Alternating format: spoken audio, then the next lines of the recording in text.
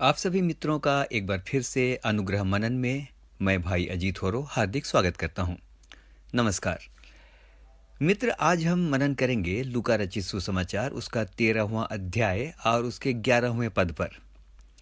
यहाँ इस प्रकार से लिखा है, मैं आपके लिए पढ़ूंगा। और देखो, एक स्त्री थी जिसे 18 वर्ष से एक दुर्बल करने वाली आत्मा लगी थी और वह कुबड़ी हो गई थी और किसी भी रीति से सीधी नहीं हो सकती थी। मैं रिपीट करूंगा, लिखा है किसी भी रीति से सीधी नहीं हो सकती थी, by no means at all. मित्र, सबसे पहले यह ध्यान दीजिए कि इस वर्णन को लिखा है लूका ने, जो यीशु मसीह का शिष्य था। इसको डॉक्टर लूका भी कहते हैं। लूका स्वयं यानी पेशे से एक वैद्य था या डॉक्टर था। उसे चिकित्सा संबंधी बातों की सबसे अधिक जानकारी थी। मित्र, एक साधारण व्यक्ति का ओपिनियन और डॉक्टर के ओपिनियन में बहुत फर्क होता है। साधारण व्यक्ति कहे तो चलेगा, लेकिन यदि डॉक्टर कहे तो उस बात में एक वेटेज है, उस बात में एक वजन है। इसीलिए यदि डॉक्टर लूका कह रहा है कि वह किसी भी रीति से सीधी नहीं हो सकती थी, तो इसका अर्थ ये हुआ कि उस औरत की मेडिकल कंडीशन बहुत खराब थी। किसी भी रीति से नहीं का अर्थ है अब कोई उपाय नहीं बचा है। वचन बताता है कि वो औरत कुबड़ी हो गई थी।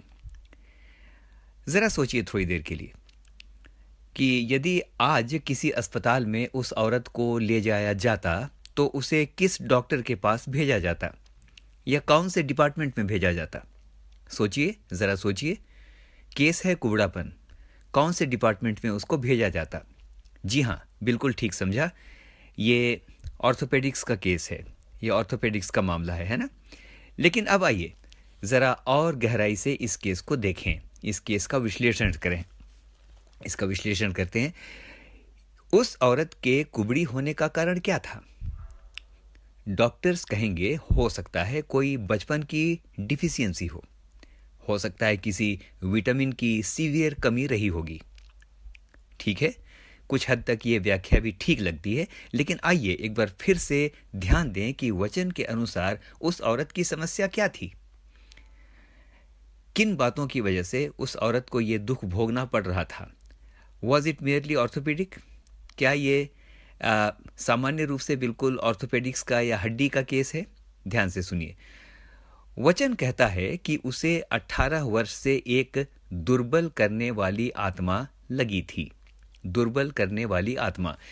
यहां मित्र कोई विटामिन की कमी या बचपन की कमजोरी की चर्चा नहीं है। वचन यहां साफ साफ बताता है कि उस पर एक दुष्टात्मा लगी हुई थी जिसका नाम ही था दुर्बल करने वाली आत्मा, यानी ऐसी आत्मा जो दुर्बलता को लाती है। अंग्रेजी में इसको मैं देख रहा था, वहां लिखा है she had the spirit of infirmity, यानी एक आत्मा ऐसी भी है जो हमारे शरीरों में दुर्बलता को लेकर आती है। मित्र, ध्यान से सुनिएगा। खाना पीना सब ठीक है, सारी मेडिकल रिपोर्ट्स भी ठीक हैं, सब कुछ करा लिया, सब कुछ जांच करा के देख लिया, जो जो संभावनाएं थी स्कैन करा लिया, एक्सरे करा लिया, सब कुछ करा लिया, लेकिन अंत में पता चला कि कुछ नहीं निकला। डॉक्टर ने कहा that report is absolutely normal. लेकिन समस्या यह है कि शरीर लगातार दुर्बल क्यों होता जा रहा है? ऐसा होता है ना, बहुत बार कोई रिपोर्ट हमें ऐसी नहीं मिलती, बहुत बार लगता है कि सारी रिपोर्ट्स बिल्कुल नॉर्मल है, लेकिन शरीर लगातार दुर्बल होता जा रहा है।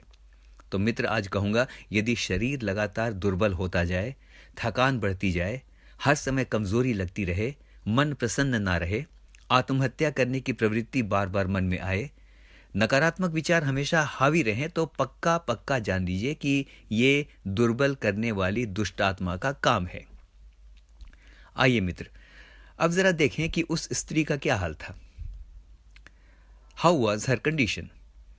वह 18 वर्षों से कुबड़ी थी, यानी शायद उसने 18 वर्षों से कभी भी आंख उठाकर खूबसूरत आसमान को नहीं देखा होगा, तारागणों और चंद्रमा की महाशोभा को नहीं देखा होगा। लगातार 18 वर्षों से उसने मात्र नीचे ही नीचे देखा था। आइए अब थोड़ी देर इसकी आत्मिक व्याख्या में चलते हैं। हजारों लाखों लोग मेरे मित्र आज भी आत्मिक रूप से कुबड़ेपन का जीवन जीते हैं। एम आई राइट? आत्मिक रूप से कुबड़ापन बड़ी खतरनाक बात है। यानी जीवन हजारों लाखों लोगों का जीवन, बहुतों का जीवन नीचे यानी पृथ्वी की बातों को ही देखते देखते बीत जाता है। संघर्ष करने, पैसा कमाने, क्रोध में जीवन बिताने, ईर्ष्या में जीने, घमंड और शारीरिक बातों के अंदर ही बीत जाता है। कभी प्रार्थना का जीवन नहीं जिया, अपने बोझ को खुद ढोते ढोते मर गए। कभी ये अनुभव भी नहीं किया कि उन्हें अब अपना बोझ उठाने की जरूरत नहीं है, क्योंकि उनका बोझ परमेश्वर उठाने के लिए तैयार है। नीचे ही देखते रहे, जीवन भर नीचे ही देखते रहे। मुझे इस समय एक शायरी याद आती है, सुबह होती है शाम होती है, जिंदगी यूं ही तमाम होती है। जिंदगी भर नीचे ही देखते रह गए, ऊपर देखने का अवसर नहीं मिला। क्या कहीं ऐसा हमारा जीवन तो नहीं है आज? मित्र, कुलुसियों 3 और उसके 2 में वचन इस प्रकार से कहता है, पृथ्वी पर ही की नहीं लेकिन स्वर्गीय बातों पर भी मन लगाओ। यदि उर्दू में जाएंगे तो लिखा है आसमानी बातों की ओर मन लगाओ। मेरे मित्र, आज जब इस मनन को सुन रहे हैं, एक सवाल अपने आप से जरूर पूछना चाहिए। मैं भी अपने आप से पूछूंगा, क्या मैं आत्मिक कुबड़ेपन का शिकार हूं? क्या हम आत्मिक रूप से कुबड़े हो गए हैं कि हम ऊपर देख ही नहीं सकते, हम परमेश्वर की भली बातों को देख ही नहीं सकते? जब देखें हमारी आंखें मात्र दुनिया की ओर लगी रहती हैं। उसने क्या कमाया, उसके पास क्या है, उसकी प्रॉपर्टी कितनी है, उसने उसको क्या कहा, किसने किसको क्या कहा। यदि इन बातों के अंदर हैं मेरे मित्रों, तो आज के दिन विश्लेषण करके इस बात को जानने की आवश्यकता है कि शायद हम भी आत्मिक कुबड़ेपन का शिकार हैं, क्योंकि मात्र हम नीचे और नीचे देख रहे हैं। मेरे मित्र, अब चलिए और आगे चलते हैं। एक सवाल उठता है कि उस समय यीशु कहाँ था? ठीक है, वो कुबड़ी स्त्री थी, लेकिन उस समय यीशु कहाँ था? इस पद को मैंने पढ़ा नहीं था, अब आपके लिए पढ़ूंगा। लूका 13 और उसके 10 में लिखा है, सब्त के दिन वह एक आराधनालय में उपदेश कर रहा था। और इसका 13वां पद है, वहां एक स्त्री थी जो 18 वर्षों से कुबड़ी थी, यानी जिसमें 18 वर्षों से दुर्बल करने वाली आत्मा लगी थी। 12वां पद बताता है, यीशु ने उसे देखकर बुलाया और कहा, हे नारी, तू अपनी दुर्बलता से छूट गई। यानी मित्र, लूका रचित सुसमाचार उसका 13वां अध्याय उसका 10, 11, 12 और 13 के अंदर ये पूरी कहानी है। तो एक बात अब यहां स्पष्ट हो गई, और वो बात क्या है कि यीशु उस समय आराधनालय में था और वो स्त्री भी वहीं थी, तब तो उसने उसको बुलाया। अब बहुत ध्यान से सुनिए मित्र, आई नीड योर कंसेंट्रेशन।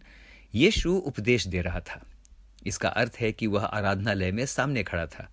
कोई पीछे खड़े होकर के उपदेश तो नहीं देता। He was there in front of the public, है ना? वो आराधनालय में सबके सामने खड़ा था। लेकिन अब सवाल है कि वो स्त्री कहाँ थी? वो स्त्री कहाँ रही होगी कि यीशु ने उसको बुलाया?